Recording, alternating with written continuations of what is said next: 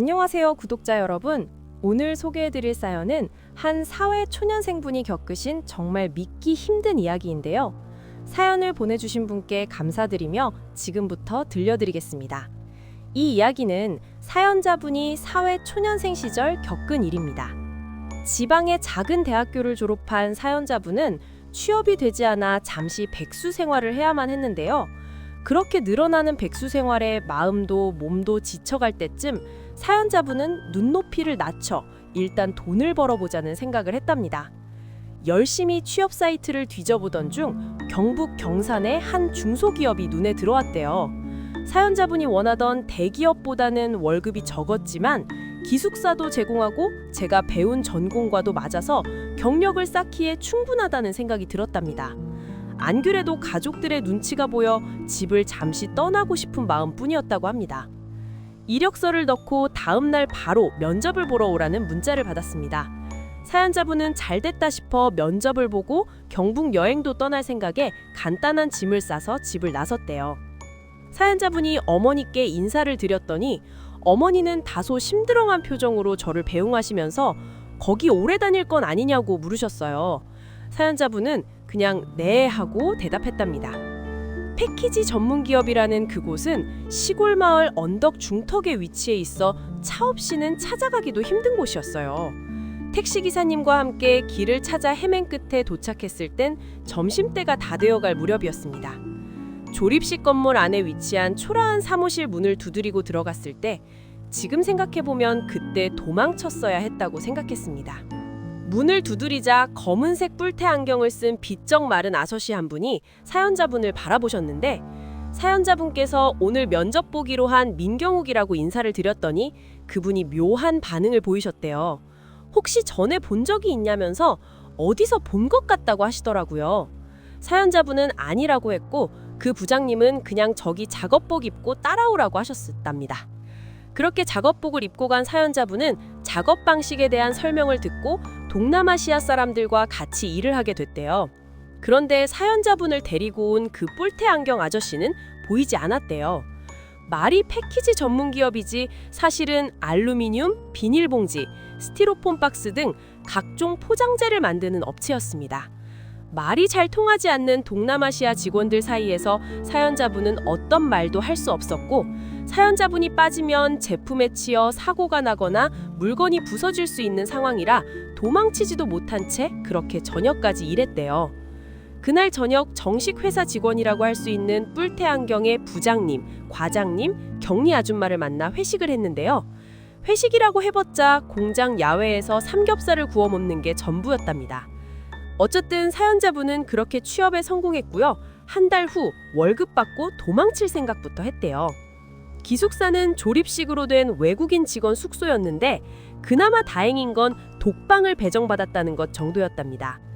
며칠이 지나면서 어느 정도 일을 파악하고 돌아가는 상황을 알게 됐을 때 어차피 오래 다닐 생각이 없었던 사연자분은 요령을 부리기 시작했대요. 잠깐의 휴식 시간에 아무도 모르는 비밀 장소에 숨어 최대한 오래 버티다가 나오는 전략이었죠. 우연히 알게 된 비밀 장소는 생산 공장 옆에 위치한 창고 건물의 화장실이었는데요. 생산 공장 내 화장실로 인해 업무 시간엔 아무도 없었답니다. 사연자분은 거기서 유튜브를 보고 앱으로 영어 공부를 하며 시간을 보냈답니다. 그런데 하루는 누가 들어오는 거예요. 외국인 직원들이었는데 한 명이 다른 한 명에게 한국말로 뭐라고 했답니다. 뭔가 일 때문에 다투는 것 같았대요. 한 명이 한국말로 하라니까 다른 한 명이 서툰 한국말로 뭐라고 설명을 하더라고요.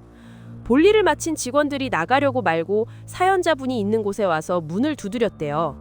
안에 누가 있냐고 묻길래 이번에 새로 온 민경욱이라고 대답했더니 알았다고 하고는 사라졌답니다. 사연자분은 비밀 장소를 들켰다는 생각에 새로운 비밀 장소를 찾기로 했대요. 그리고 며칠 후 창고 2층에 조그만 사무실을 발견했답니다.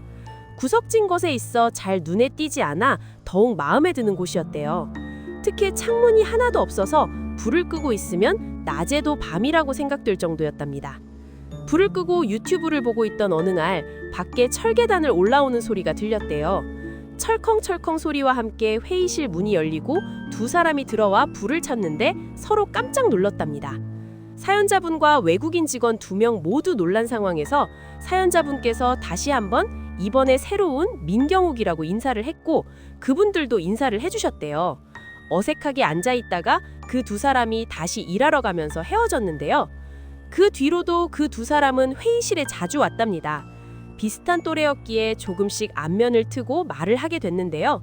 비교적 한국말을 잘하는 사람은 방글라데시에서 온 27살 알리였고 한국에 온 지 1년 됐다는 사람은 미얀마에서 온 26살 뚜야라고 했답니다. 그렇게 지내던 어느 날 사연자분이 달아나야 할 한 달이 다 되어갈 무렵이었대요. 그날도 사연자분은 회의실에서 알리와 뚜야와 함께 얘기하고 있었는데 갑자기 알리가 무슨 냄새 안 나냐고 물어봤어요. 뚜야도 이상하다고 했고요. 그 두 사람의 말에 주의를 살피던 사연자분의 눈에 회의실 문 밑으로 조금씩 들어오는 시커먼 연기가 보였답니다. 제가 불이다 라고 외쳤고 두 사람이 일어났어요. 한 명이 불이야 하고 문을 열자 시커먼 연기가 꾸역꾸역 들어와 순식간에 시야가 흐려졌습니다. 플라스틱이 타는 역한 냄새의 연기를 들이키자 사연자분은 그대로 숨이 멎을 정도로 괴로웠대요. 기침을 하며 사연자분은 기억을 더듬어 코를 막고 도망치기 시작했답니다. 이미 문 앞은 불이 활활 타오르고 있었대요. 외국인 직원들과 사연자분은 퇴로가 막혀 화장실로 달아났답니다. 화장실 밖으로 통하는 작은 창문이 있었거든요. 그런데 화장실 창문을 여는 도중 알리와 뚜야가 하나 둘씩 풀썩 쓰러졌다고 합니다. 사연자분은 그 두 사람이 반쯤 뜯어놓은 방범창을 뜯고 겨우 빠져나왔고요.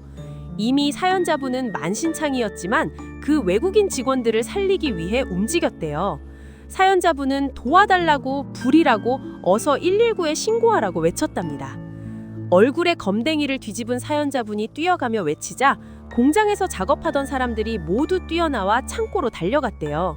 그리고 몇몇 분은 사연자분을 부축해서 사무실로 데려갔습니다. 뿔테 안경 부장님이 사연자분한테 이게 어떻게 된 일이냐고 어디서 불이 났냐고 물어봤대요. 사연자분인 기침을 하며 창고라고 그리고 거기 화장실에 알리와 뚜야가 쓰러져 있다고 구해달라고 말했답니다. 그런데 이상한 일이 벌어졌대요. 뿔테 부장님과 직원들이 수근거리더니 갑자기 과장님이 달려들어 사연자분의 뺨을 때렸다고 하시더라고요. 무슨 말이냐고 불이 나서 죽을 뻔했다고 했더니 부장님도 나서서 누가 이 사람한테 장난쳤냐고 재미있었냐고 했다는 겁니다. 오히려 억울하고 황당한 건 사연자분이었대요. 무슨 말이냐고 불이 나서 죽을 뻔했다고 했더니 부장님도 나서서 누가 이 사람한테 장난쳤냐고 재미있었냐고 했다는 겁니다. 그때 마침 서무 아줌마가 들어오셨는데 창고는 멀쩡한데 이 사람은 어디서 이렇게 됐냐냐고 물어봤다고 했답니다. 사람들을 믿을 수 없었던 사연자분은 사람들을 해치고 창고로 다시 달려갔대요. 그런데 정말 믿기 힘든 일이 벌어졌답니다. 창고는 멀쩡했던 겁니다. 창고 화장실에서 황망한 표정으로 주저앉은 사연자님을 보며 사람들이 수군거리는 소리가 들렸대요. 여기서 불난 줄 어떻게 알았냐고 누가 너한테 말해줬냐고 묻더라고요. 사연자님은 월급이고 필요 없었대요. 그날로 짐을 싸서 택시를 타고 떠났답니다. 허겁지겁 택시를 부르고 기다리는 사연자님의 옆에 앉아있던 뿔테 부장님이 말씀하셨대요. 한 1년 전에 거기서 불이 나서 외국인 직원 2명이 죽었다고요.